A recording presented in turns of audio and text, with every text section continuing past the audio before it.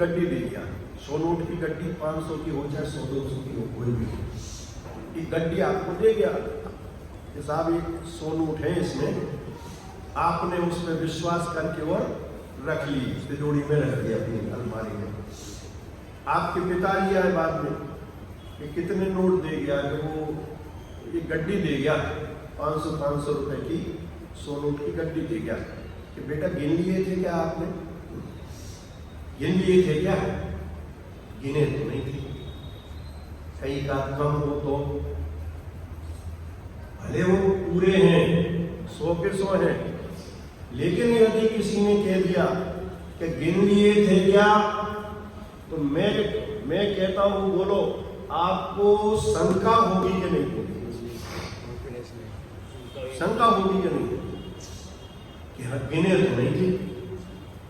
हो सकता है एक आध नोट कम हो सकता है एक आध नोट ज्यादा हो, दोनों बातें हो सकती हैं, और पूरे भी हैं हो सकते हैं, लेकिन और आपने गिन के लिए मशीन से गिनवा लिए, हाथ से गिन लिए और फिर रखे, तो बोलो उसमें फिर शंका होगी क्या, फिर पिताजी कहें गिन लिए कि हाँ हाँ पापा जी गिन लिए, बराबर है, पूरे 100 के 100 नोट हैं, लेकिन हैं 100 उसमें, नोट 100 ही है उसमें, पर आपने अपने हाथ से नहीं गिने, खाली उसने कहा ये 100 नोट है, ये आप रख लो, और आपने रख लिए,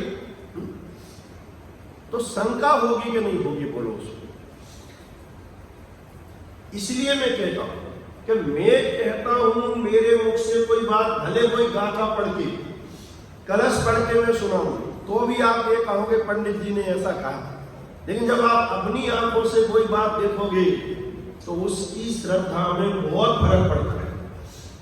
इसलिए कोई भी बात खाली सुनने तक सीमित नहीं रखना, बराबर आचार्यों की वाणी आगम का अभ्यास अपनी आंखों से करना, एक एक गाथा को अपनी आंखों से देखना, पढ़ना, फिर सुनना, फिर उसमें मजा आएगा।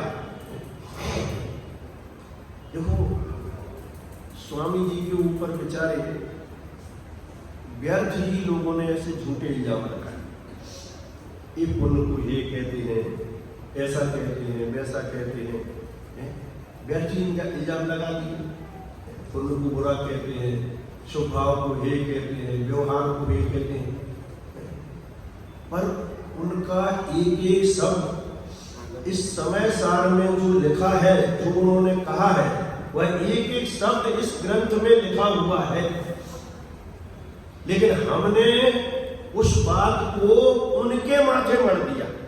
समझ में आए कि नहीं बात, उस बात को कि इन्होंने स्वभाव को हे कहा है, इन्होंने पिंड को हे कहा है, इन्होंने व्यवहार को हे कहा है, जबकि आचार्य देव ने कहा है। पूरा पुण्य पाप अधिकार इसी चर्चा से भरा हुआ है, ख्याल में जब तो आगम पढ़ने की, आगम को अपनी आंखों से देखने की एक अलग महिमा होती है उसकी।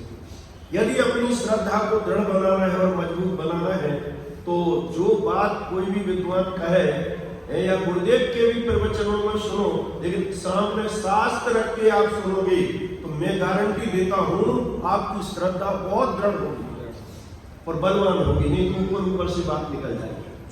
तो ये अमृत शंकराचार्य देव के शब्द है। देखो अब दैनिक स्वाध्याय तो सामने ग्रंथ रख के होते हैं, देखो क्या कहते हैं, अस्य आत्मनः, इस आत्मा को यद इह द्रव्यांतरेभ्यः पृथक दर्शनम, अन्य द्रव्यों से पृथक देखना, श्रद्धा करना, एतद एव नियमात् सम्यक दर्शनम, ये ही नियम से सम्यक दर्शन है। इतनी बात अपन को विचार करना है बस। क्या कह रहे हैं, क्या कह रहे हैं, इस आत्मा को, इस आत्मा की बात है, उस आत्मा की नहीं कही या उन आत्माओं की नहीं कही। यहां ना अरहंत भगवान लिया है, ना सिद्ध भगवान को लिया है, ना पंच परमेष्ठी को लिया है, किसको लिया है, अकेला आत्मा शब्द भी नहीं लिया। एक एक शब्द में बहुत मर्म है। अस्य आत्मना, उंगली कहां जाना चाहिए?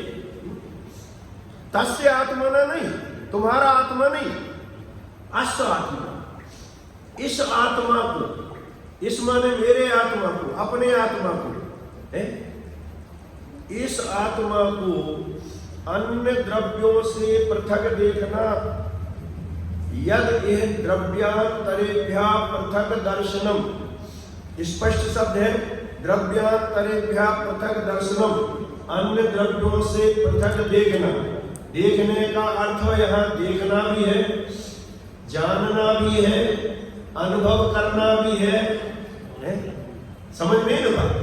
या देखने का मतलब आत्मा को देखो, तो देखो का मतलब अनुभव करो, उसको जानो, उसमें जमो, उसमें रमो, उसमें लीनता करो।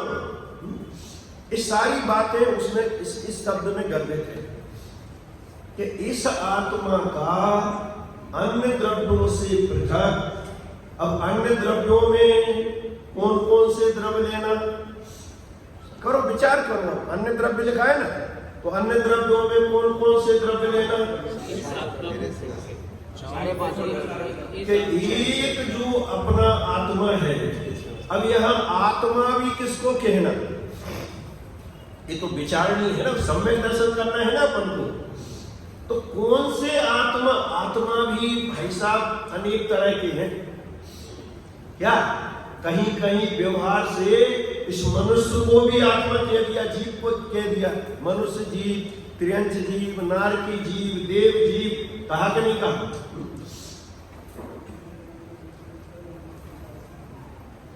स्त्री पुरुष ये सारे भेद किए कि नहीं पर्याय अपेक्षा से?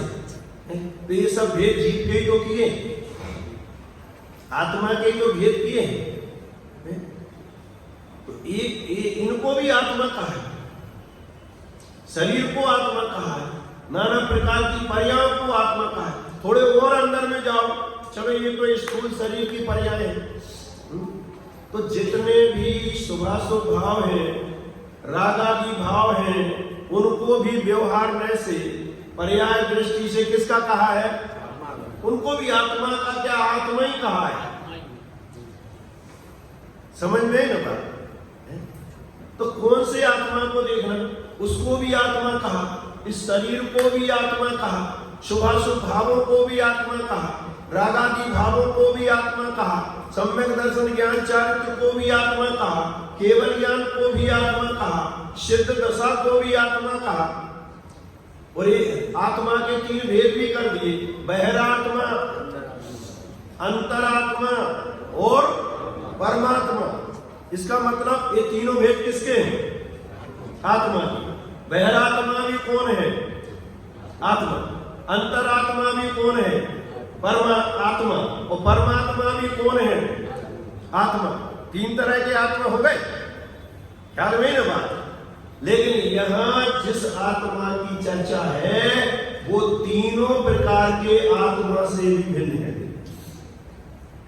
ये भी अजब गजब की बातें हैं। आत्मा का आत्मा से भेद विज्ञान, पर द्रव्य तो छोड़ो, गए दूर, बहुत दूर चले गए। उद्गत द्रव्य से आत्मा भिन्न है, धर्म द्रव्य से आत्मा भिन्न है, अधर्म द्रव्य से भिन्न है, आकाश से भिन्न है, काल द्रव्य से भिन्न है। ये तो बहुत मोटी बात हो गई, इसको तो छोड़ो, दूर करो इसको। इसकी क्या बात करें? यहां तो शास्त्र में देखो, आगम में जिसको आत्मा कहा है, जीव कहा है, उससे भेद ज्ञान, जीव से भेद ज्ञान, आत्मा से आत्मा का भेद ज्ञान। आत्मा के तीन भेद करें, छह डाला में करें, उत्तम मध्यम जगन त्रिविधि अंतर आत्म ज्ञानी। बहिरात्मता हे ज्ञान तज अंतर आत्म भुजे, परमात्म को ध्याय निरंतर जो नित आनंद पूजे। ऐसा भेद किया है तीन प्रकार की आत्मा का। तो ये यहां कहना चाहते हैं कि जिस आत्मा को देखने से सम्यक दर्शन की प्राप्ति होती है, वो इन तीन आत्माओं में से कौन सा आत्मा है? बोलो, बताओ। क्यों साहब? है कोई नहीं है? चलो मैं आपका सहयोग कर देता हूं। बहिरात्मा तो हो नहीं सकता। बहिरात्मा के लक्ष्य से, बहिरात्मा के आश्रय से या अपने को बहिरात्मा मानने से सम्यक दर्शन नहीं, ये तो नहीं हो सकता है। क्योंकि बहिरात्मा को हम अपने को मान के ही बैठे। समझ में ही ना बात? बहिरात्मा क्या होता है? बहिरात्मा बहरा आत्मा नहीं नहीं तो बहरा आत्मा समझ लो। बहिरात्मा, बहिरात्मा का सीधा सा अर्थ है कि जो आत्मा तो नहीं है पर आत्मा से बाहर की चीज है, उसको हमने यदि आत्मा माना तो उसको क्या कहा जाता है? बहिरात्मा कहा जाता है। और जो आत्मा है उसको आत्मा मानने वाला, उसको अंतरात्मा कहा जाता है। और जो अंतरात्मा हो गए और आत्मा में जम गए, आत्मा में रम गए, वे कौन बन गए? वे परमात्मा बन गए। अब ये समझने जैसी बात है, बहिरात्मा भी आत्मा नहीं है, अंतरात्मा भी आत्मा नहीं है और परमात्मा भी आत्मा नहीं है। ये जो थोड़ा सा चर्चा में नींद तो नहीं आएगी। देखो देखो, मूल चीज मैंने विषय लेके रखा है।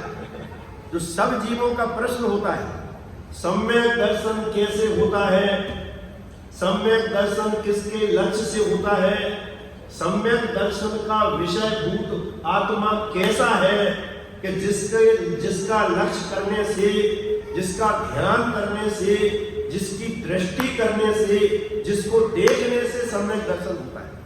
अपन को उस आत्मा तक पहुंचना है, उस आत्मा तक पहुंचना है। तो जब बहिरात्मा आत्मा नहीं है, अंतरात्मा आत्मा नहीं है और परमात्मा आत्मा नहीं है, तो बचा क्या? फिर ये बताओ, बचा क्या? मैं तर्क से बात करूंगा तो आपको समझ में आ जाएगी बात। अब ये तो समझाना है तो थोड़ी छोटी बात को भी बड़ा चढ़ा के रखना पड़ेगा ना। ख्याल में है कि नहीं बात? देखो थोड़ा निर्णय करो। यदि बहिरात्मा आत्मा होवे तो परमात्मा आत्मा है कि नहीं? आई समझ में कि नहीं बात? परमात्मा आत्मा है कि नहीं? परमात्मा है जो, वे आत्मा है कि नहीं? है आत्मा। तो बहिरात्मा यदि आत्मा हो तो फिर परमात्मा आत्मा सिद्ध नहीं होंगे, क्योंकि आत्मा तो बहिरात्मा है। नहीं आई समझ में बात? और फिर अपन ये कह सकते हैं कि नहीं, वो तो अंतरात्मा है, वे आत्मा है। तो अंतरात्मा को यदि आत्मा मानोगे तो जो बहिरात्मा है वे आत्मा सिद्ध नहीं होंगे और जो परमात्मा है वे आत्मा सिद्ध नहीं होंगे। क्यों? बहिरात्मा बहिरात्मा है, परमात्मा परमात्मा है। न परमात्मा अंतरात्मा है, न बहिरात्मा अंतरात्मा है, ये तो बीच की दशा है। तो अंतरात्मा भी आत्मा नहीं, तो फिर अब कौन बचे? अब परमात्मा बचे। तो परमात्मा तो आत्मा है कि नहीं? बोलो, परमात्मा आत्मा है कि नहीं? परमात्मा मानेंगे तो अंतरात्मा और वही आत्मा हो जाएगी। हाँ, आपकी समझ में आ गई बात? यदि परमात्मा को आत्मा मानेंगे तो जो बहिरात्मा है वे आत्मा सिद्ध नहीं होगी, जो अंतरात्मा है फिर वे आत्मा सिद्ध नहीं होगी, वे आत्मा से रहित हो जाएंगे। केवल परमात्मा ही आत्मा सिद्ध होंगे फिर। लेकिन अपन परमात्मा है क्या? अपन परमात्मा है क्या? नहीं है। लेकिन आत्मा है क्या? माने आत्मा कोई अलग चीज है, ये बताना है। भले ये सारे भेद पर्याय अपेक्षा से किए और इनको आत्मा ही कहा है। बहिर आत्मा, अंतर आत्मा, परम आत्मा, तीनों को आत्मा कहा है। लेकिन यहां जो बात आचार्य करना चाहते हैं कि जिस आत्मा के दर्शन का नाम, जिस आत्मा के अनुभव का नाम, जिस आत्मा की अनुभूति का नाम सम्यक दर्शन है, वो आत्मा न बहिरात्मा है, न अंतरात्मा है और न परमात्मा।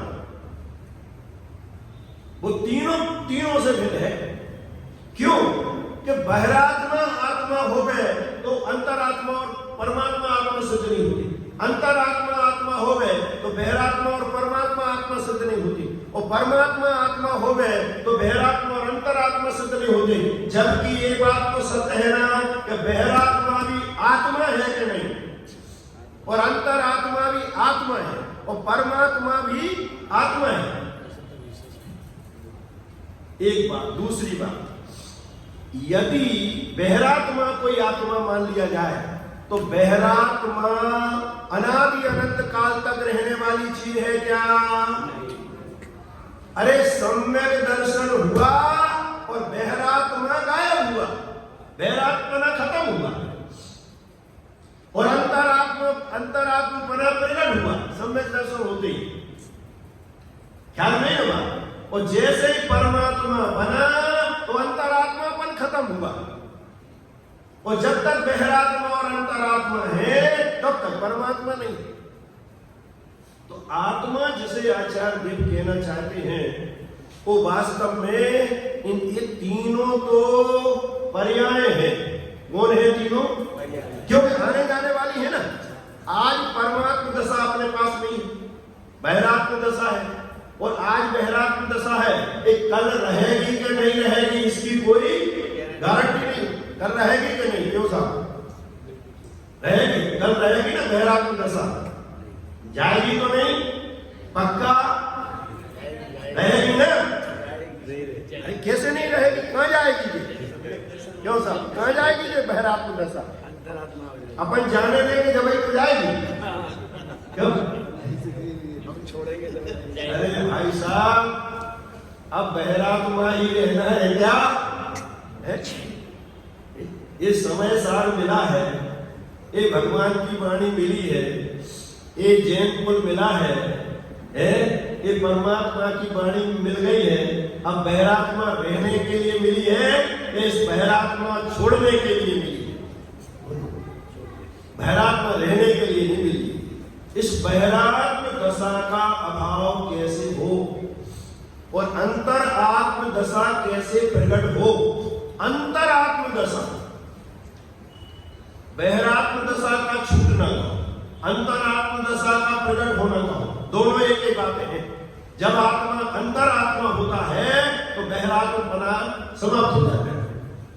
तो आत्मा कोई अलग चीज है कि जिसके लक्ष्य से, जिसके दर्शन को आचार्य देव सम्यक दर्शन कहना चाहते हैं। देखो क्या शब्द क्या लिखा है, शब्द कोई पढ़ के विचार कर रहे हैं कि इस आत्मा को अन्य द्रव्यों से पृथक देखना ही नियम से सम्यक दर्शन है। तो यह प्रश्न क्या है कि अन्य द्रव्य में किस किस को लेना? समझ नहीं ना बात? 6 द्रव्य होते हैं, 6 द्रव्य।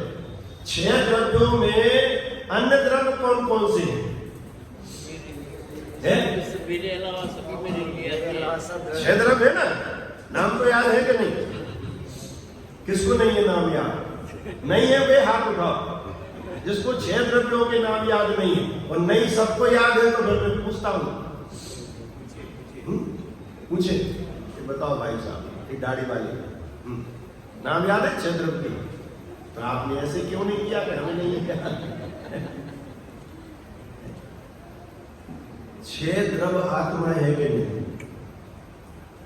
अपन ये कह सकते हैं कि हाँ 6 द्रव्यों में सबसे पहला द्रव्य कौन सा है? जीव द्रव्य। तो जीव द्रव्य आत्मा है कि नहीं? आप जीव द्रव्य हो क्या? जीव द्रव्य, उद्गत द्रव्य, धर्म द्रव्य, अधर्म द्रव्य, आकाश द्रव्य, काल द्रव्य, जीव द्रव्य हो ना। लेकिन हमारे लिए आप जीव द्रव्य हो क्या? अजीव द्रव्य मालूम है आपको? अरे आप अपने लिए जीव द्रव्य हो। समझो ये भेद विज्ञान की चर्चा चल रही है, उत्कृष्ट भेद विज्ञान की चर्चा। ये समझ में आ जाए तो सम्यक दर्शन सरल हो जाए। भाई यही तो उलझा है सारा चीज। और अपन तो इतनी चर्चा कर रहे हैं, ये सूक्ष्म चर्चा कर रहे हैं, सम्यक दर्शन कैसे करना है ये चर्चा कर रहे हैं। दुनिया में तो ये चर्चा ही बंद है, कहीं कोई चर्चा करने वाला भी नहीं है। चर्चा ही नहीं जहां भेद ज्ञान की हुए, चर्चा ही जहां आत्मा की नहीं होती है, सफल भेद विज्ञान की चर्चा ही नहीं होती है, वह सम्यक दर्शन प्राप्त करने का अवसर भी है क्या? बोलो।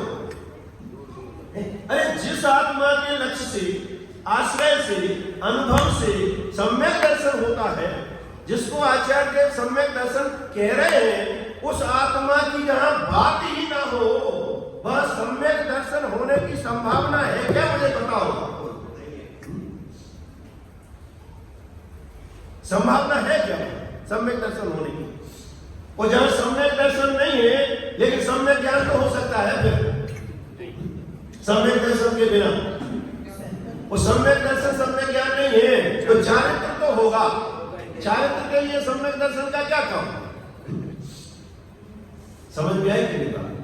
जैसे सम्यक दर्शन के बिना ज्ञान नहीं होगा, सम्यक ज्ञान के बिना सम्यक चारित्र नहीं होता, ऐसे ही आत्मा की अनुभूति के बिना सम्यक दर्शन भी नहीं होता। सारे जैन दर्शन का मूल ये है, यहां से प्रारंभ होता है। अब ये चर्चा कठिन लगे तो कठिन लगे और सरल लगे तो सरल लगे, पर ये जैन दर्शन का पहला पाठ है। पहला पाठ है।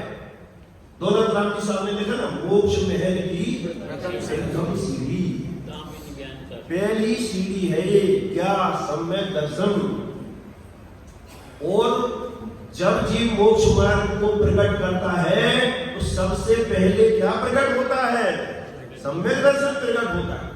तो भाई साहब, मोक्ष महल की पहली सीढ़ी है, मोक्ष मार्ग का पहला सोपान है, माने धर्म का पहला पाठ है ये। समझ में? समय सार को लोगों ने, जिनकी होनहार अच्छी नहीं है, उसको कठिन कह के गृहस्थों को पढ़ने योग्य नहीं है। अजब गजब की बातें हैं। गृहस्थों को पढ़ने योग्य नहीं है तो किसको पढ़ने योग्य है? आचार्य देव ने गृहस्थ शब्द नहीं लिखा। समय सार गृहस्थ को पढ़ना कि मुनियों को पढ़ना, ऐसा शब्द का प्रयोग नहीं लिखा। आचार्य देव ने एक शब्द लिखा है, अप्रतिबुद्ध शब्द आया है इसमें। क्या शब्द आया है?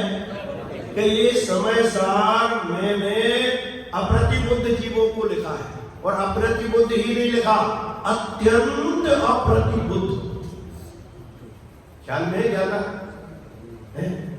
ज्ञाता के ज्ञाय भूल जाओ, ज्ञाता समझ में नहीं बात? अत्यंत अप्रतिबुद्ध नहीं लिखा, अत्यंत अप्रतिबुद्धम प्रतिबोध्यते। शायद 19 नंबर की गाथा में की टीका में बात आई है, प्रश्न में ऊपर जो गाथा के पहले हेडिंग है ना, उसमें ये लिखा है, या और आगे पीछे की हो सकती है, अत्यंत अप्रतिबुद्धम प्रतिबोध्यते। इसका हिंदी अनुवाद है अत्यंत अज्ञानी।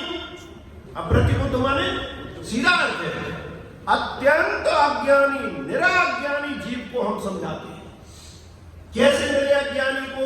ऐसे निराज्ञानी को जिसे दुनिया की बातें तो छोड़ो, जिसे आत्मा के स्वरूप की खबर नहीं है, उसको आचार्य देव ने निराज्ञानी कहा। किसको कहा अत्यंत अप्रतिबुद्ध? जिसको गुण स्थान मार्गना स्थानों में स्वरूप की खबर नहीं है, वो अप्रतिबुद्ध है? जिसको 28 मूल गुणों के नाम नहीं आते, वो अप्रतिबुद्ध है? ऐसा नहीं कहा। जिसको और भी आगम का ज्ञान नहीं है, 6 द्रव्य का 7 तत्व, कुछ नहीं कहा। सिर्फ एक बात कही है कि जिसको आत्मा के स्वरूप की खबर नहीं है, वो जीव कैसा है? अत्यंत अप्रतिबुद्ध है। अब मैं एक बात पूछता हूं आपसे, मैंने बहुत सारी चर्चा अभी कर दी पहले। वे 11 अंग और 9 पूर्व के पाठी और भगवान के समो शरण में बैठे और शुक्ल लेस्या जैसी मंद कसाय के परिणाम और 9वें ग्रेवेयक में जाने की तैयारी वाले हैं। ऐसा अभव्य जीव का उदाहरण आचार्य देव ने दिया है। वो अभव क्यों है? अभव्य जीव को सम्यक दर्शन तो होता नहीं, आत्मानुभूति नहीं होती है। उस जीव को क्या कहोगे? बोलो, है हमारी हिम्मत हम उसको कहें कि अत्यंत अप्रतिबुद्ध है ये, जबकि उसके व्यवहार में क्या कमी है मुझे ये बता दो। कोई व्यवहार दर्शन में, व्यवहार ज्ञान में और व्यवहार चारित्र में कोई कमी है उसके? बोलो। अरे भगवान के समूह में बैठा है, अरे तो भगवान सामने विराजमान है। कुगुरु कुदेव कुधर्म का उसे स्वप्न में भी अनुमोदन नहीं कर रहा है, स्वप्न में भी, और उनको मानने वालों को भी उनकी भी प्रशंसा नहीं करता है। इनको अनायतन कहा है, धर्मायतन नहीं कहा। ये धर्मायतन नहीं है, धर्म की दृष्टि से क्या लिखा है इनको? अनायतन। धर्मायतन कौन है? देव, शास्त्र, गुरु। देव को मानने वाले, शास्त्र को मानने वाले और वीतराग निर्ग्रंथ गुरुओं को मानने वाले। इनको क्या कहा? इनको धर्म के आयतन कहा। छह आयतन है धर्म के, और छह क्या है धर्म के? अनायतन। तो अनायतन में किनको लिया? कुगुरु कुदेव कुधर्म, और इनकी कुगुरु की सेवा करने वाली, कुदेव की सेवा करने वाली, कुधर्म की सेवा करने वाली, इनको क्या लिखा है? अनायतन। अनायतन का क्या करना? छह ढाला पढ़ा कि नहीं पढ़ा? अरे भाई समय सार नहीं पढ़ो तो छह ढाला तो पढ़ो। छह ढाला में बहुत मरम भरा है, बहुत माल भरा है। मैं तो छह ढाला यदि चालू करूं तो 10 साल चाहिए सुनने के लिए। क्या इतना माल भरा है। षड अनायतन लिखा है, और षड अनायतन का क्या करें? पूजा करें इनकी, क्या वंदना करें, क्या करें, क्या प्रशंसा करें? षड अनायतन त्यागो, ये लिखा है। लोग कहते हैं समय साथ त्याग नहीं करा था, कह तो रहे हैं त्यागो। क्या त्याग है? पर हमारा सारा धर्म बस खाने पीने तक सीमित है। शुद्ध भोजन बना के खा लिया सो धर्मात्मा, और थोड़ा सा अशुद्ध त्याग दिया सो धर्मात्मा। और सारा खाने पीने तक बस सारा धर्म सीमित है। समय सार में त्याग की चर्चा है कि नहीं? त्यागो, क्या त्यागना है? अरे सबसे पहले मिथ्यात्व को त्यागो, अज्ञान को त्यागो, उस अनंतानुबंधी कसाय को त्यागो कि जिसमें आज तक हमें सम्यक दर्शन की प्राप्ति नहीं होने दी। इनका त्याग नहीं करना, खाली बस भोजन त्याग दिया अथवा कपड़े त्याग दिए, ये तो त्याग दिखता है, ये तो बाहर का त्याग है। और भाई साहब जगत में बहुत से ऐसे जीव हैं जो कपड़े पहनते ही नहीं, तो क्या कहोगे उनको? समझ नहीं ना बात, क्या त्यागी कहेंगे उनको? इसलिए इसकी ज्यादा वो नहीं है महिमा जनवाणी में, क्योंकि हम कपड़े पहने इसलिए संसार में भटक रहे हैं, ऐसा नहीं है। अरे भरत चक्रवर्ती थे, वे तो हमसे बढ़िया कपड़े पहनते थे।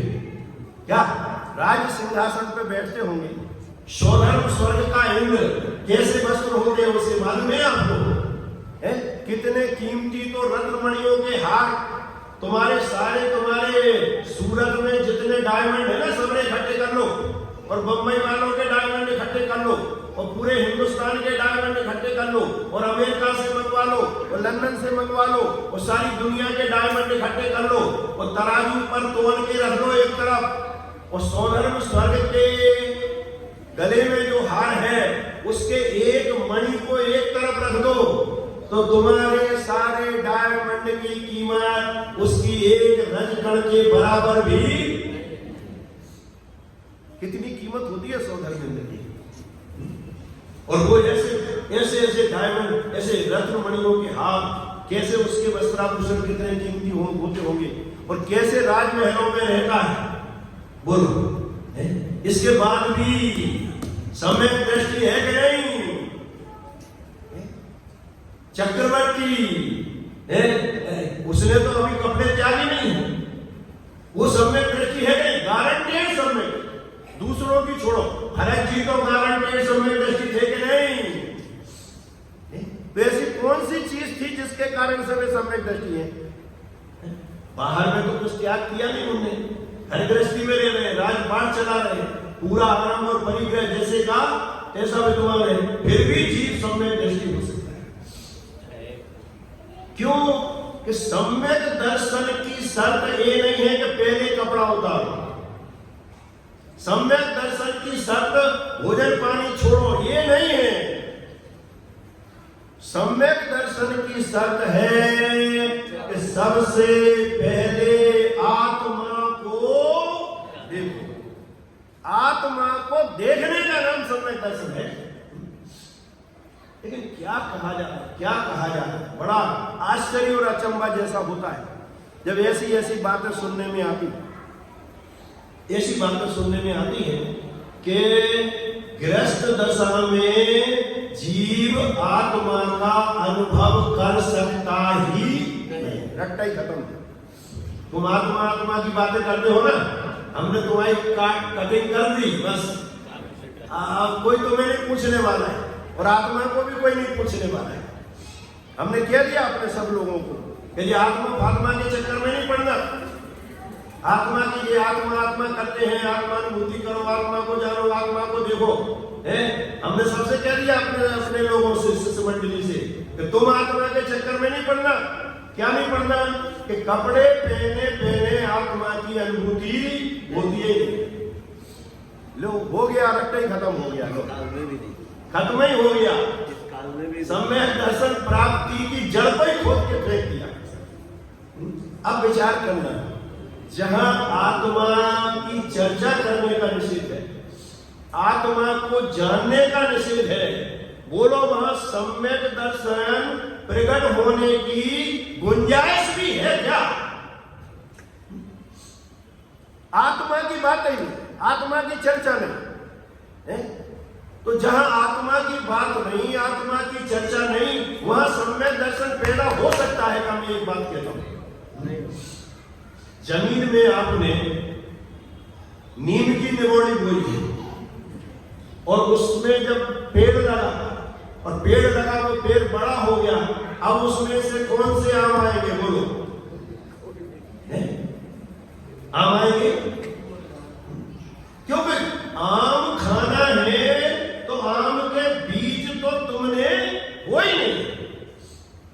सम्यक दर्शन कहां से प्रकट हो जाएगा? मैं कहता हूं आचार देव भाई, एक लाइन है, खूब विचार करना, जीवन भर विचार करना है और हृदय में बिठा लेना। कठिन लगे तो कठिन और सरल लगे तो सरल।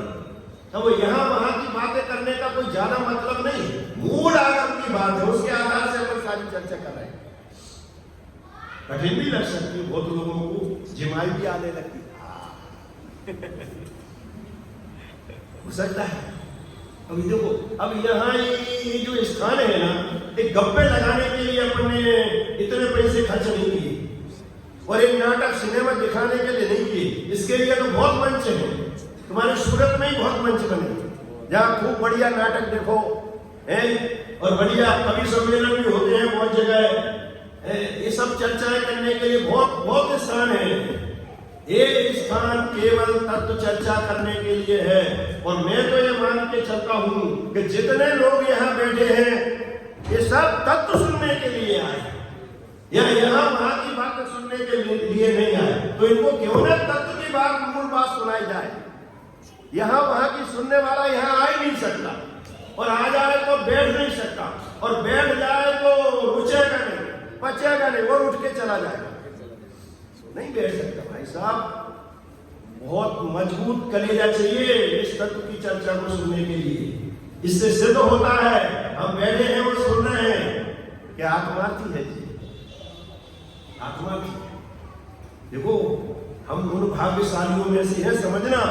आचार्य देव ने हमें गारंटी दी है, सब सुन लो बिल्कुल कान खोल के, जितने यहाँ बैठे हो सबको आचार्य देव का ये संदेश है कि तत् प्रति प्रीत चित्तेन एन वार्ताभिः श्रुता निश्चितं सा भवेत् भव्यो भावी निर्माण साधनम्। अरे प्रसन्न चित्त होना चाहिए अपन को। क्या क्या क्या कहा आचार्य देव ने कि जिसने प्रसन्न चित्त से, शर्त क्या है? प्रसन्न चित्त से, अरुचि पूर्वक नहीं, द्वेष पूर्वक नहीं, प्रसन्न चित्त से इस जिनवाणी को सुना है। भले अभी समझ में नहीं आया, अनुभव में आने की बात तो दूर है, खाली प्रसन्न चित्त से सुनता है। और प्रसन्न चित्त से सुनने का क्या मतलब है मैंने कल बताया था। यदि आपको ध्यान हो तो टूडरमल साहब के शब्द याद करके, प्रसन्न चित्त से सुनने का मतलब क्या है? सुनने के बाद अंदर में ऐसा परिणाम आवे कि अहो मुझे तो इन बातों की खबर ही नहीं है और इसमें तो मेरा ही हितभाषित होता है, इसलिए ये चर्चा मुझे अवश्य सुनना चाहिए। अरे तो समय सार है भाई साहब, क्या कथा सुना है। इसमें 8वीं नंबर की गाथा में आचार्य देव ने समय सार का श्रोता कैसा होता है उसके लिए एक उदाहरण दिया, मिलेच्छ का उदाहरण दिया। 8वें नंबर की गाथा में उदाहरण दिया, भाषा अनार्य वेदांत समझाना, वो उदाहरण दिया कि कोई अनार्य अज्ञानी, अनार्य भले अज्ञानी, नहीं समझे, जिनवाणी सुनी नहीं, तत्व सुना नहीं, आत्मा सुना नहीं, सम्यक दर्शन कभी सुना नहीं, शब्द ही नहीं सुने कभी, बिल्कुल ऐसा अनार्य व्यक्ति आके ऐसा बैठ गया। तो समझ लो कोई आचार्य मुनिराज के पास कोई ऐसा बिल्कुल गांव का व्यक्ति अनसमझा ऐसा बैठ गया जाके और उनको वंदना नमस्कार करके बिल्कुल सरल परिणाम वाला बैठ गया। तो मुनिराज ने कहा स्वस्ति शब्द का, स्वस्ति ऐसा आशीर्वाद देंगे। वो कुछ नहीं समझा, बेचारा ऐसा बैठा रहा, मेढे की माटी लिखा है, टकटकी लगाकर ऐसे देखता रहा। आचार्य कुछ कह रहे हैं मेरे से, महाराज मेरे से कुछ कह रहे हैं, स्वस्ति कहा, पर वो उसकी समझ में नहीं है। तो दूसरा एक बगल में एक समझदार व्यक्ति बैठा था जो उस भाषा के अर्थ को जानता था, मिलेच्छ की भाषा भी जानता था और संस्कृत भाषा भी जानता था। उसने कहा समझ में आया तेरे? कुछ समझ में नहीं आया। अरे आचार्य तेरे से कह रहे हैं तेरा अविनाशी कल्याण हो, तेरा कल्याण हो, तेरा हित हो, तू सुखी हो, तू समृद्ध हो, तू भगवान बन जा, ऐसा आशीर्वाद आचार्य दे रहे हैं। और जैसे ही उसने सुना तो उसकी आंख में से झलोझल आंसू की धारा बह गई। आचार्य देव का आशीर्वाद सुनकर आंख में से आंसू की धारा बह गई और टकटकी लगाकर आचार्य देव को देखकर ओ धन्य, वो जो आंसू की धारा है ना उसमें बहुत दम है। मैं क्या बताऊं, मैंने कहानी लिखी थी, वो है तो वर्तमान युग में महावीर के जीव था ना जो शेर की पर्याय में, उसका नाम क्या रखा था मैंने, है नहीं भूल गया नाम, कहानी का नाम। तो प्रसंग क्या है कि जैसे यहाँ कहा ना, तो वो जैसे ही उसको समझ में आया भाव, टप टप आंसू की धारा बह गई। आचार्य देव ने समझा अब ये थोड़ा सा पात्र हुआ है सुनने का, तो उसको धर्मोपदेश दिया। ऐसा का ऐसा प्रसंग उस महावीर के जीव को शेर की पर्याय में बना। बोल माने जब वे दो मुनिराज, वो कथा तो लंबी है, तो उन्होंने भगवान के समूह में सुना कि इस काल में भी कोई भविष्य का तीर्थंकर होने वाला जीव विद्यमान है क्या। तो भगवान की समूह माने वाणी में ये बात आई कि फलाने जंगल में एक अमुक स्थान पर एक शेर है, वो भविष्य में 24वां तीर्थंकर होने वाला है। उन मुनिराजों को इतनी जिज्ञासा हुई, अब समझना जरा, मुनिराज भावलिंगी चारण नित्यधारी, आकाश में गमन करने वाले, उनको इतनी जिज्ञासा हुई कि अरे उस भविष्य के तीर्थंकर को देखना तो है एक बार। अब बताओ और वो चारण रिद्धि से ऊपर ऐसे आ गए और शेर नीचे जंगल में था, देख लिया उनने, हाँ वो बैठा है शेर। और क्या कर रहा था उस समय वो शेर? हिरण को फाड़ के खा। अब बताओ, ऐसी स्थिति में मुनिराजों ने देखा है और वो मुनिराज नीचे उतरते हुए चले आ रहे थे और शेर ने मुनिराज को देख लिया कि ये कौन आ रहा है मेरे पास, किसकी हिम्मत है जो मेरे सामने चला आ रहा है। देखो कैसा ही जब काम होना होता है ना और होनहार पक जाती है और काल लब्धि पकती है तो भाई साहब ऐसे निमित्त बन जाते हैं। निमित्तों को मिलाना नहीं पड़ता और ढूंढना नहीं पड़ता। अंदर में जब काल पकता है आत्मा का, भली होनहार पकती है जब, तो निमित्त ऐसे मिल जाते हैं, ढूंढ ढूंढ के मिलाना नहीं पड़ते निमित्त। बोलो वे मुनिराज आ गए और उस ये ऐसे देखने लगा, ऐसा देखने लगा। अब देखो मुनिराज आते जा रहे हैं और शेर को मुनिराज को देख देख के उसके उस शेर के परिणाम बदलने लगे। जो कसाय एकदम तीव्र क्रूर होता है ना शेर, उसके परिणाम में एकदम सरलता, सौम्यता, शांति आ गई, मंदता होने लगी। ऐसा देखने लगा, टकटकी लगा। मुनिराज आके सामने खड़े हुए और शेर होता ना, शेर ऐसा बैठ गया दो पैर के बल और सहज ही, कभी आपने फोटो देखा, हमने तो अपने स्वाध्याय पत्र बिल्कुल सामने लगा दिया ताकि रोज उदाहरण में आती है वो बात देखा और उदाहरण सामने आया कि सम्यक दर्शन करना है तो ऐसे शेर जैसे परिणाम करना पड़ेंगे। यदि ऐसे परिणाम हो गए तो समझ लेना सम्यक दर्शन के लिए पात्र हो। कैसे परिणाम हो गए? एकदम अंदर में जो क्रूरता का भाव हो तो चला गया और ऐसा बैठा था ना, जैसा दो पैर के बल बैठ गया और सहज ही उसके जो दो चार पैर होते ना, दो पैर ऐसे हो गए उसके मुनिराज को देख के। और मुनिराज आके सामने खड़े हो गए। तो मुनिराजों का तो पुण्य प्रताप होता है, संत समीप बैठ चरणों में पशु भी पैर बुलावे। क्या तो मुनिराजों का पुण्य प्रताप होता है। अपन को लगता है ऐसा, मुनिराज जंगलों में, अपन ने सुना है, पढ़ा है आगम में, मुनिराज जंगलों में कैसे रहते होंगे, उन्हें शेर सियारियां नहीं खा जाते होंगे, अजगर नहीं खा जाते होंगे। तो पहली बात तो उनके प्रबल पुण्य का उदय साथ देता है और पुण्य के उदय में कोई किसी का बुरा कर सकता नहीं और पाप का उदय हो गए तो कोई किसी का भला कर सकता नहीं। तो मुनिराजों के परिणाम तो कितने शांत, कितने वीतरागी, कितने पवित्र, कितना निर्मल जीवन होता है मुनिराजों का। और ऐसे जीव, ऐसा लिखा है कि जैसे अपन ने पढ़ा ना समोसरण में तीर्थंकर होते हैं तो उनका भामंडल बन जाता है। भामंडल माने, भामंडल काय का बनता है, बना होता है, मालूम है? अपन भगवान के पीछे लगा देते हैं ना कांच का, ऐसा कांच का भामंडल लगा रहता होगा उनके पीछे।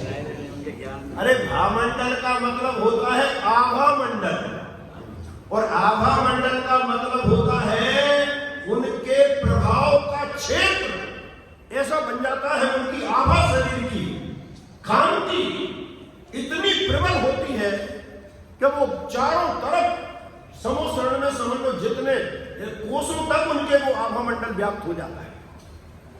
ख्याल नहीं हुआ? तो ऐसे मुनिराजों का भी ऐसा लिखा है कि एक आभा मंडल होता है उनकी पवित्रता का, पुण्य का। तो जहां मुनिराज विराजते हैं उसके बहुत सारे एरिया तक उनके पुण्य के प्रताप से वो आभा मंडल काम करता है। पर उतने क्षेत्र में कोई जीव आवे तो वो स्वयं भी अपने वैर भाव को भूल जाता है। इतनी पवित्रता होती है मुनिराजों के जीवन में। इसलिए लिखा संत समीप बैठ चरणों में पशु भी बैर भुलावे के बैर बढ़ावे। क्यों? मैंने तो कुछ ऐसा भी देखा है कि जहां बैठने से बैर बढ़ता है। ख्याल नहीं होता, लेकिन मैं संतों की बात करता हूं कि जिनके, अब आप पूछोगे संत किसे कहते हैं तो मैं यही कह देता हूं, लो कर लो परीक्षा कि जिनके समीप में बैठने पर जीव बैर भाव भूल जावे, जिसकी कसाएं और शांतता को प्राप्त हो जावे, जिसके परिणामों में विशुद्धि बढ़ जावे, आत्महित की भावना जग जावे, संसार से चित्त विरक्त हो जावे, जिनके स्वरूप को देखकर उन्हें मुनि कहते हैं। और आप छोड़ दो आगे पीछे की, तुम द्रव्य लिंग और भाव लिंग और सुखों को धर दो भी इनको एक तरफ। इतना जहां होवे बस वो मुनि है कि जिनके चरणों में बैठकर परिणामों में विशुद्धि हो, कषाय उपशांत हो जावे, सामने कोई हमारा वैरी आके बैठ जावे तो भी हमें उसके प्रति द्वेष का परिणाम न हो, और हमें भी उन जैसे बनने की भावना होने लगे, संसार असार भाषित होने लगे, समझ लेना किसी महापुरुष के चरणों में जाके हम बैठे हैं। अरे जिनके चरणों में बैठकर पशु भी अपना बैर भूल जाते हैं, उनके चरणों में बैठकर आदमी बैर ना भूले, तो भाई ये दशा को तो हम कुछ कह सकते नहीं। शेर ऐसा खड़ा हो गया, मुनिराज खड़े हो गए। मुनिराज को कुछ विकल्प आया, ये तो भविष्य का भगवान है। उस शेर को उस समय में क्या दृष्टि था, उस शेर को संबोधन किया। अरे वो देख रहे थे ना सामने हिरण मरा हुआ पड़ा है, उसी ने फाड़ा था उसका पेट, कहा ऐसा एकदम जैसे शांत हो गया। और मुनिराज ने उपदेश दिया, ओ मुनिराज ये क्या कर रहे हो, तुम तो भविष्य की भगवान बनने वाले हो, तुम तो भविष्य के तीर्थंकर बनने वाले हो। अरे तुम्हारे निमित्त से तो अनेक जीवों का कल्याण होने वाला है, हजारों लाखों जीव तुम्हारे निमित्त से मोक्ष मार्ग में लगने वाले हो। ये हिंसा करना तुम्हें शोभा नहीं देता। जैसे ये शब्द सिंह ने सुने, उसकी आंख में से, देखना वो चित्र, उसकी आंख में से झलोझल आंसू की धारा बहने लगी। शेर का कलेजा इतना क्रूर होता है कि यदि शेर के तुम 10 टुकड़े कर लो, उसकी आंख में से आंसू नहीं आते। समझ में ना, इतना क्रूर होता है, खुद भी मर जाते तो भी उसकी आंख में आंसू नहीं आते। लेकिन कैसे परिणाम हुए होंगे बोलो, तो उसकी आंख में से झलोझल आंसू की धारा बहने लगी। वो आंसू की धारा देखकर मुनिराज ने ये निर्णय कर लिया कि इसके जो अंदर के पाप परिणाम थे, वो पाप परिणाम विलय को प्राप्त हो गए, और इसके परिणामों में बहुत विशुद्धि हुई है। ये आंख के आंसू क्या बता रहे हैं? मेरे ख्याल में आ गया, उस कहानी का नाम मैंने रखा था पश्चाताप के आंसू। क्या नाम रखा उसका? पश्चाताप के आंसू। कि जब वो मुनिराजों का उपदेश होता और टप टप आंख में आंसू आ रहे हैं, तो मुनिराज समझ गए कि इसे अपने पापों का पश्चाताप हो रहा है, इसलिए बिना पश्चाताप हुए बिना आंख में आंसू आ सकते नहीं है। और अब ये जीव संबोधन सुनने का पात्र है। बोलो, एक क्षण पहले क्रूर मार के खा रहा था जीव को, थोड़े समय में सम्यक दर्शन प्रकट करने का पात्र हो गया होगा। कौन सी योग्यता और पात्रता, कहां गया व्रत नियम संयम करने, और क्या किया उसने, मैं तो ये कहता हूं। अरे शेर के जीवन से कितनी बड़ी शिक्षा लेने जैसी है। उठ के भी नहीं जाते कि महाराज आप लोगों में कुल्ला कर गया, हम जरा मुंह धोगी गंदा हो गया, कुछ नहीं। पेट में मांस पड़ा था, मुंह में खून लिपटा था, और परिणाम इतने विशुद्ध हो गए। मुनिराजों ने संबोधन किया, और वही संबोधन करते रहे मुनिराज, और वो तो आंख बंद करके भगवान आत्मा, बस अंदर में उसने आत्मा की अनुभूति कर ली। ये नियम समझना, चाहे नरकों का नारकी हो, चाहे त्रियंच गति का जीव हो, चाहे मनुष्य पर्याय का जीव हो, चाहे देव पर्याय का जीव हो। अभी तो अपना प्रारंभ हुआ है, चलने दीजिए। चाहे देव पर्याय का जीव हो, बिना आत्मा की अनुभूति के सम्यक दर्शन नहीं होता। ये आचार्य देव के शब्द है, आगम है अपने पास कि इस आत्मा को अन्य द्रव्यों से पृथक देखना, इसका नाम सम्यक दर्शन है। भाई साहब, उस जीव ने शेर की पर्याय में सम्यक दर्शन प्राप्त किया, ये कथा तो कोई झूठी नहीं है। ये तो आगम की पुराण की कथा है, महावीर पुराण की। तो उस जीव ने शेर की पर्याय में सम्यक दर्शन प्राप्त किया, तो शेर की पर्याय में सम्यक दर्शन किया तो आत्मा की अनुभूति हुई होगी कि नहीं हुई होगी? उसको अन्य द्रव्यों से पृथक उसने अपने आत्मा को देखा होगा कि नहीं देखा होगा? और नहीं देखा होता तो सम्यक दर्शन नहीं होता। नियम है, तीन लोक तीन काल में सम्यक दर्शन का ही लक्षण है, स्वरूप है कि जब तक जीव आत्मा को नहीं देखेगा, आत्मा को नहीं जानेगा, आत्मा का अनुभव नहीं करेगा, तब तक सम्यक दर्शन होने वाला नहीं। देखो क्या लिखा है इसमें, थोड़ा मैं पढ़ता हूं। इस आत्मा को अगर आपके सामने ग्रंथ होता ना तो आपको बहुत मजा आता।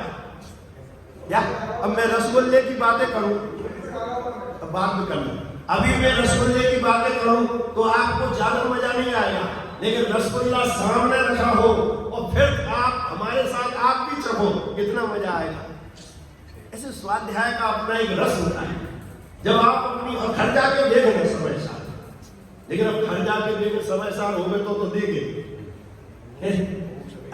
आजकल तो मोबाइल में भी देख सकते हैं, मुझे ऐसा सुना है मैंने। अरे ये निकाल के बैठे, देखो निकाल के बैठे, मोबाइल में भी समय साथ देख सकते हैं, गाथा कलश देख सकते हैं, ये तो बहुत बड़ी बात है। मैं तो क्यों मैं मोबाइल नहीं करता, इसलिए क्या क्या उसमें चल सकता है।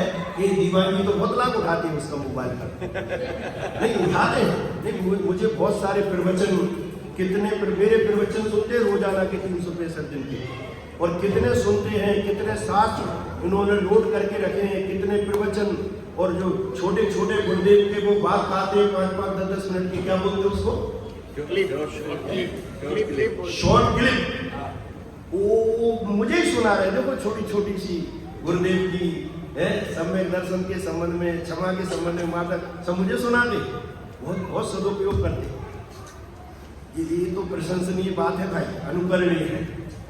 इनके जीवन में समय बर्बाद नहीं करते, भले काम बिजनेस करते हैं इतना, लेकिन फिर भी मैंने देखा इनके ऑफिस में इतने शास्त्रों का ढेर लगा है, मैं तो देख के गलगलिया થઈ गई। नहीं, मजा आ गया। देखो इतना माने बड़ा, माने अब का बड़ा कहे लौकिक दृष्टि से, इतना सब होने के बाद भी ऑफिस में शास्त्र अच्छे अच्छे कोटेशन लिखे हैं। आपको देखना हो तो कल हमारे साथ चलना, समझ में, जिनवाणी रखी है, सब भाई पूरा माल है, पूरा का पूरा। और एक चीज तो ऐसी बढ़िया बताई इन्होंने वहां ऑफिस में, आगरा गए होंगे तो अरबी भाषा में लिखा हुआ नाटक समय सा, बोलो उस समय बनारसी दास जी ने नाटक समय सा लिखा था। अकबर के साथी थे ना वो, अकबर के दरबारी थे, तो बनारसी दास जी ने, ऐसा लगता है कि अकबर को पढ़ाने के लिए उसको अरबी भाषा में लिखवाया, और वो अरबी भाषा में लिख के उनको भेंट किया होगा। वो अरबी भाषा में लिखा हुआ इनको किसी मंदिर में मिल गया, इनने वो तो दर्शन भी नहीं करा लिया था उसकी, लेकिन इनकी बुद्धि है थोड़ी सी, जैसी व्यापार में लगती है, वहां भी लग गई। इनने क्या कहा, मुझे 2-4 पेज की फोटो निकाल लेने दो, पर इनकी चतुराई देखो, इनने पूरे ग्रंथ की फोटो निकाल दी, और वो पूरा ग्रंथ यहाँ ले फोटो निकाल के ले आए, और बढ़िया उसकी फोटो कॉपी बना के पूरा ग्रंथ तैयार रखा है। मैंने देखा तो मुझे कितनी प्रसन्नता हुई, मैं कह नहीं सकता इनकी चतुराई की। ये फोटो निकाल रहे, उससे बातें करते रहे, और फटाफट एक एक पेज की वो पूरे ग्रंथ की फोटो निकाल के लिया, बताओ, पूरे नाटक समय सार की। वो एक अद्भुत निधि है, लोगों के पास है तो छुपा छुपा के रख रहे, देखने मत दो, पूरा चल रहा। ये जिनने लिखी हैं उनने अलमारियों में छुपाने के लिए लिखे थे ग्रंथ आचार्यों ने, कि सारी दुनिया पढ़ो, सारी दुनिया सुनो, और सारी दुनिया अपना कल्याण करो, इसके लिए लिखे थे। ख्याल में ना बात, तो कहने का मतलब ये है कि देखो सम्यक दर्शन न कठिन है न सरल है। अपन ने अपनी बात अनंत बार मुनिपना धारण किया, 9वें गिरवेद तक गए, लेकिन सम्यक दर्शन नहीं किया, तब तो भटक रहे। यदि सम्यक दर्शन कर लेते तो या तो उसी भाव में निर्माण हो जाता और या फिर तीसरे भाव में गारंटी से निर्माण हो जाता, पर नहीं हुआ और अनंत बार धारण किया, अनंत बार 9वें गिरवेद गए। इसका मतलब इस काम से अछूते रह गए। तो क्या गलती हो गई हमारी कि इतना सब करने के बाद भी सम्यक दर्शन नहीं हुआ? तो आचार्य कह रहे ये गलती हो गई कि बाहर में सब हुआ, क्या कमी है बाहर में? देव शास्त्र गुरु की श्रद्धा 11 अंगों पूर्व का लब्धि, बोलो द्वासान में थोड़ा सा कम ज्ञान और बिल्कुल छाट व्यवहार चारित्र की पवित्रता, निरतिचार 28 मूल गुण का पालन और कसाई की इतनी मंदता, शुक्ल लेस्या इतनी विशुद्धि शुक्ल लेस्या से ज्यादा नहीं होती। ऐसे परिणाम जिसके फल में 9वें गिरवेद में जाता है। इतना सब था व्यवहार में, व्यवहार श्रद्धा भी सही थी, व्यवहार ज्ञान भी सही था, व्यवहार चारित्र भी सही था, लेकिन सम्यक दर्शन नहीं हुआ। इसका मतलब सम्यक दर्शन कोई अलग चीज है। वो क्या बाकी रह गया? समझ लो ये बाकी रह गया कि सब कुछ हुआ, केवल एक आत्मा की अनुभूति नहीं हुई। ये गलती रह गई। और उस शेर के पास क्या था बोलो? उसके पास देव शास्त्र गुरु थे, उसके पास कोई व्रत नियम संयम था, उसे कोई आगम का ज्ञान था, कुछ नहीं था, लेकिन उसे सम्यक दर्शन हो गया। बताओ, देखो तो ये अजब गजब की बातें जिनवाड़ी थी, इनका मर्म समझना पड़ेगा अपन को। उस शेर ने सम्यक दर्शन कर लिया और वो भगवान के समोसर में बैठे बैठे जीव में नहीं कर पाया। तो क्या है ऐसा सम्यक दर्शन? कि सम्यक दर्शन ये है कि अन्य द्रव्य से पृथक इस भगवान आत्मा को देखना, जानना, अनुभव करना। जो काम शेर ने कर लिया और वो काम वो महाव्रत धारण करने वाले मुनिराज ने भी नहीं कर पाया, इसलिए वो मिथ्या दृष्टि रह गए और वो सम्यक दृष्टि हो गया। अगले बस वहां से भगवान बनने का कार्यक्रम चालू हो गया। बीज बो दिया, सिद्ध दशा का बीज बो दिया, मोक्ष का बीज बो दिया उसने शेर की पर्याय में। और उसके बाद तो मर के फिर देव पर्याय में गया। फिर 10वें भाव बाद 10 भाव बाकी थे संसार में रहने का इतना काल, तो देव गति, मनुष्य गति, क्योंकि सम्यक दर्शन के बाद फिर त्रियंश गति नहीं होती, नरक गति नहीं होती, विकलत्रय की पर्याय नहीं होती, स्त्री पर्याय में जन्म नहीं होगा। एक सम्यक दर्शन होने के कितने फायदे हमें कच्चू खबर ही नहीं है। सही पूछो, बिल्कुल अनाड़ी जैसे बैठे। एक सम्यक दर्शन के कितने फायदे? प्रथम नरक में सड़कु ज्योतिष बाण भवन सड़ नारी थावर विकल त्रय पशु में नहीं उपजत सम्यक धारी। कितने फायदे अकेले सम्यक दर्शन के। और सम्यक दर्शन के बिना तुम जो कुछ भी करते रहो, देव पर्याय में भी चले जाओ, कहते जय एक क्षण में एक इंद्री में जाके पैदा हो जाते देव मर मर। ये सम्यक दर्शन की महिमा है।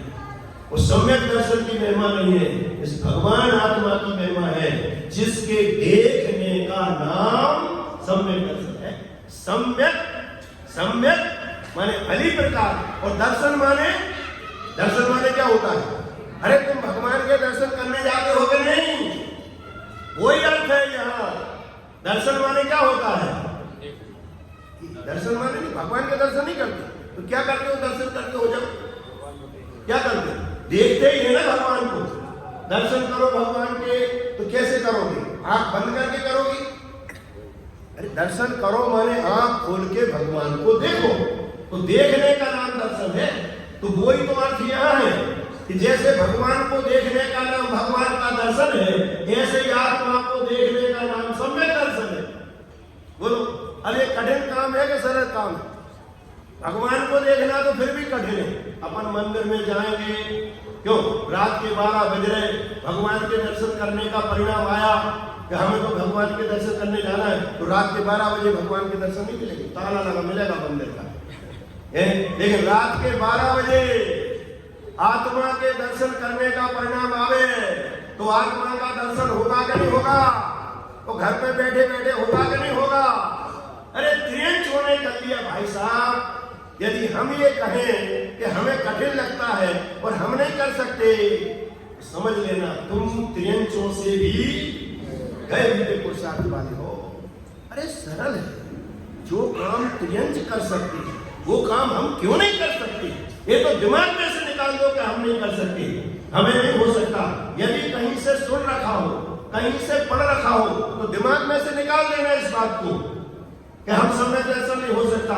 और बहुत सारी बातें हैं, पंचम काल में समय दर्शन नहीं होता, आत्मानुभूति नहीं होती। मैं अभी आगम से निकाल के सारी बातें बताऊंगा। जब तक चलेगा ये कलश चलाऊंगा, और भी दूसरी कलश दूंगा।